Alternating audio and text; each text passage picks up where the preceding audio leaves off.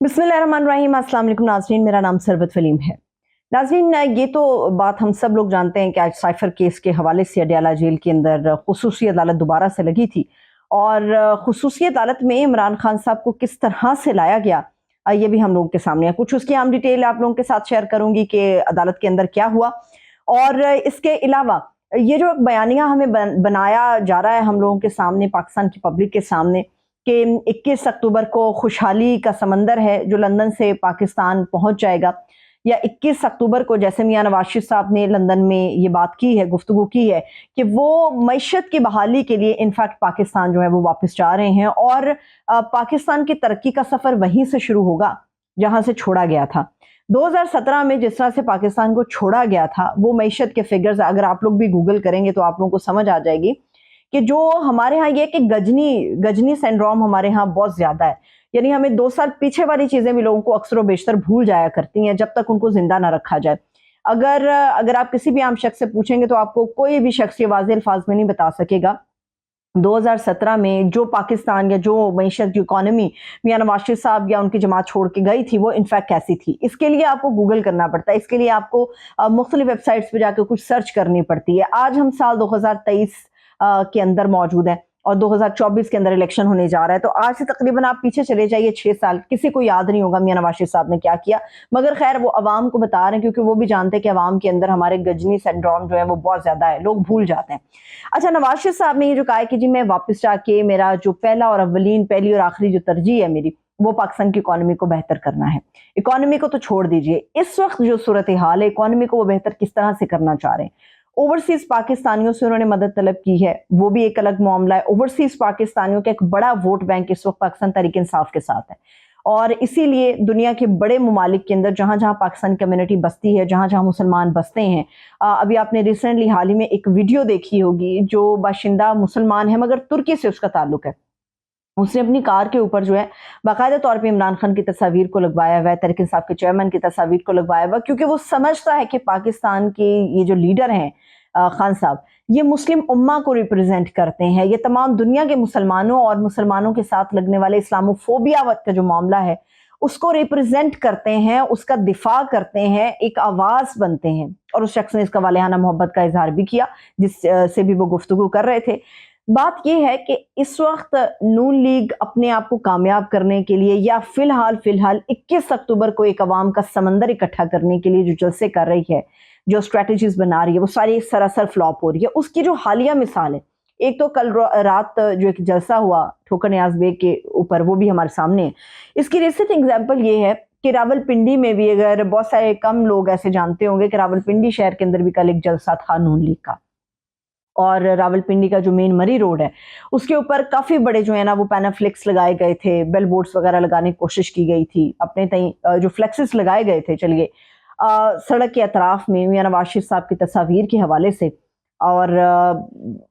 जितने भी लगाए हुए थे बहुत सारे अवाम ने उनको उठाया, उखाड़ा और फेंक दिया। ये अवाम का एक रिएक्शन है, अवाम का एक रद्द अमल है जो अवाम दे रही है कि आप हमें कबूल नहीं हैं। जब तक फेयर एंड फ्री इलेक्शन के हवाले से तमाम सियासी जमातों को भरपूर तरीके से शामिल ना होने दिया गया, अवाम इसी तरह से रिएक्ट करती रहेगी। अभी जगह जगह कालक आपको लगी हुई नजर आएगी। आप अभी तो ये सिर्फ रावलपिंडी के मेन मरी रोड की सूरत हाल है, आप लाहौर शहर के अंदर निकाल कर देख लें,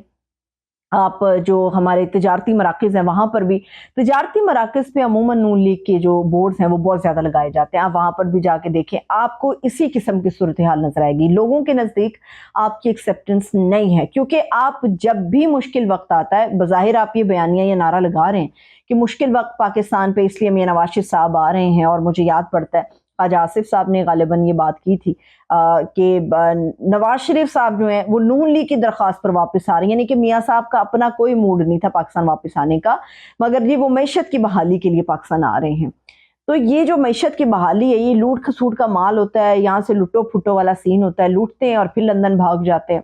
फिर कुछ अरसे बाद नमूदार होते हैं, फिर लूटते हैं, फिर लंदन भाग जाते हैं। हमारे यहाँ तो पाकिस्तान में सियासत हो ही इस तरह से रही है, वो कोई एक जमात या कोई एक घराना नहीं है। जितनी भी पॉलिटिकल पार्टियां हैं उनके अंदर आपको यही नजर आता है, खासतौर पे वो बड़ी पार्टियां जो इस वक्त हमें मेन कैनवस पे नजर आती हैं। और जहां तक बात रहेगी तहरीक इंसाफ की, تو کسی نے مال بنایا ہو سو بنایا ہو، مگر آپ اس کی لیڈرشپ کو کرپٹ نہیں قرار دے سکتے۔ اب آ جاتے ہیں اس معاملے کے اوپر کہ سائفر کا جو کیس تھا، اس کیس میں خیر وہ ہم سب جانتے ہیں ڈیالہ میں کتنی گندی جگہ پہ کتنے بدبودار سیل اور چھوٹا سا سیل ہے جس پہ خان صاحب کو رکھا گیا ہے۔ اب بات یہ ہے کہ خان صاحب کے حوالے سے لطیف کھوسہ صاحب نے ایک بہت بڑا انکشاف کیا ہے جو باعث شرم ہے ہم تمام لوگوں کے لیے، کیونکہ ہم ایک اسلامی جمہوریہ پاکستان کے باسی ہیں، ہم مسلمان لوگ ہیں، اور اس میں انہوں نے یہ انکشاف کیا ہے کہ خان صاحب جس کمرے میں ہیں وہاں پہ اس کمرے میں پاکیزگی کا کوئی بندوبست نہیں ہے۔ Can you believe that? کیا آپ سوچ سکتے ہیں کہ ایک شخص جو سابق وزیر اعظم رہا ہو، جس کا یہ حق ہے کہ اسے بہترین سہولیات جیل میں پرووائڈ کی جائے، ہر اس وزیر اعظم اور صدر کی طرح جن کو پرووائڈ کی جاتی رہی، مگر انفارچونیٹلی ایسا نہیں ہے۔ سائفر کیس کے اندر جب آج خصوصی عدالت لگائی گئی اور خصوصی عدالت کے جج ابو الحسنات محمد ذوالقرنین صاحب ہیں، یہ پہلے بھی اپنی ایک سماعت میں کہہ چکے تھے کہ 2200 لوگوں کی گنجائش ہے، 7000 لوگوں کو یہاں پہ بھرا ہوا ہے، مرغی کے ڈربے کی طرح صورتحال ہے، ایک سیل میں جہاں پہ 2 لوگ ہونے چاہیے وہاں پہ 12 بندوں کو گھسایا ہوا ہے۔ اب خان صاحب کو جس سیل میں رکھا گیا ہے لطیف کھوسہ صاحب کے مطابق اس سیل میں پاکیزگی کا کوئی بندوبست نہیں ہے، اور سمجھ لیجئے اگر پاکیزگی کا بندوبست نہیں ہے تو وہاں پر نماز کا کوئی بندوبست نہیں ہے۔ آج جب قریشی صاحب کو لایا گیا اور خان صاحب کو لے کر آیا گیا تو وہ باقاعدہ ایک پنجرے کے اندر تھے، مطلب انہیں سیل سے نکال کے جس راستے پہ عدالت لایا گیا وہ چھوٹے چھوٹے سے کمرے ہیں وہاں پر، اس کمرے کا بھی آدھا کر کے جو آدھا حصہ بچا ایک ڈربا نما ایک پنجرا نما جس طرح خدا نخواستہ